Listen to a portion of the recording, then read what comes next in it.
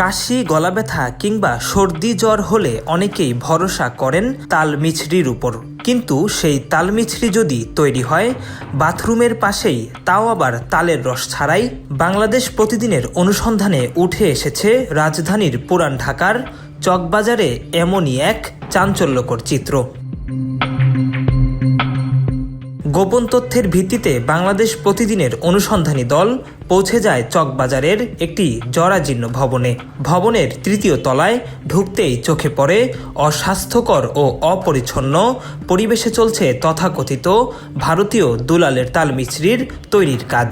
উন্মুক্ত বাথরুমের পাশেই রাখা কাঁচামাল, চারদিকে ময়লা আবর্জনা, নেই স্বাস্থ্যবিধির ন্যূনতম কোনো বালাই। One parcel, more ways to send. Pathao parcel has expanded. Explore the new parcel.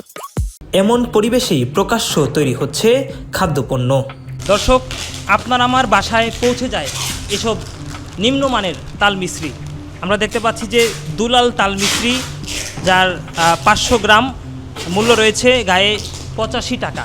একটি অস্বাস্থ্যকর পরিবেশে আবাসিক ভবন ভাড়া নিয়ে তারা এরকম বাণিজ্যিক কার্যক্রম পরিচালনা করছেন।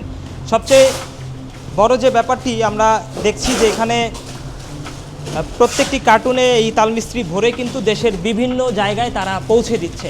এবং আমার ঠিক পাশেই যদি একটু দেখানোর চেষ্টা করি যে পুরান ঢাকাবাসী গ্যাস সংযোগের অভাবে তাদের চরম ভোগান্তি পোহাতে হচ্ছে। কিন্তু এখানে বড় বড় 3টি চুলা আমরা দেখতে পাচ্ছি, যেগুলোতে অবৈধভাবে গ্যাস সংযোগ তারা লাইন ব্যবহার করে তারা এখানে এই তাল মিছরি বানাচ্ছে। এবং অস্বাস্থ্যকর পরিবেশ পুরো এই চুলার এই পাশটি যদি একটু দেখানোর চেষ্টা করি, পুরো একটি ভয়াবহ এই চিত্র আমরা দেখছি। আসলে তাল মিছরির নামে কি খাওয়াচ্ছেন আপনার শিশুকে? এসব অস্বাস্থ্যকর পরিবেশে ঠিক ওয়াশরুমের পাশেই কিন্তু তৈরি হচ্ছে এইসব মুখরোচক তাল মিছরি।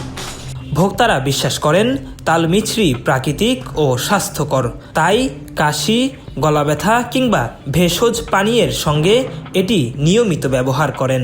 কিন্তু যে পণ্যটি সুস্থতার আশায় খাচ্ছেন সেটি যদি অস্বাস্থ্যকর পরিবেশে তৈরি হয়, তাহলে সেটি উপকারের বদলে স্বাস্থ্য ঝুঁকির কারণও হতে পারে। অনুসন্ধানে আরও জানা যায়, তালের রসের পরিবর্তে চিনি, কেমিক্যাল, রং ও বিভিন্ন উপাদান ব্যবহার করে তৈরি করা হচ্ছে চকচকে মিছরির দানা।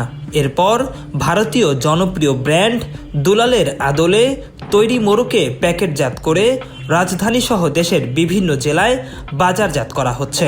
অভিযোগ রয়েছে, দীর্ঘদিন ধরেই এভাবে নকল ও নিম্নমানের খাদ্যপণ্য তৈরি হলেও সংশ্লিষ্ট সংস্থার কার্যকর নজরদারি নেই। ফলে প্রতিদিন প্রতারিত হচ্ছেন ভোক্তারা, আর জনস্বাস্থ্য পড়ছে বড় ধরনের ঝুঁকির মুখে।